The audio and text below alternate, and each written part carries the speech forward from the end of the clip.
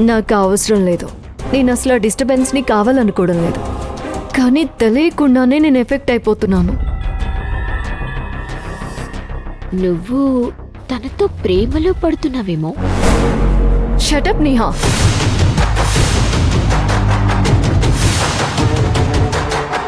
లేదు, నేనేదో సరదాగా అన్నాను. నేను ఇలాంటి విషయాలని సరదా కూడా తీసుకోలేకపోతున్నాను. అది నా తప్పెలా అవుతుంది? నేనేం చేయాలి దానికి? నువ్వు అపార్థం చేసుకుంటే ఎలా?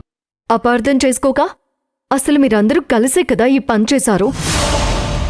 నేను మీతో ట్రావెల్ చేయబట్టే కదా నా లైఫ్లో ఇంత టెన్షన్, ఇంత కన్ఫ్యూజన్ పోవాలంటే నువ్వు ఆలోచన ధోరణి మార్చుకో. నువ్వు వద్దనుకున్న ఆలోచనల్ని మనసులో నుంచి తీసేయ్. అదంత ఈజీ కాదు నేహా. అంత తేలిగ్గా జరిగిపోతే నాకెందుకు ఇంత తలనొప్పి?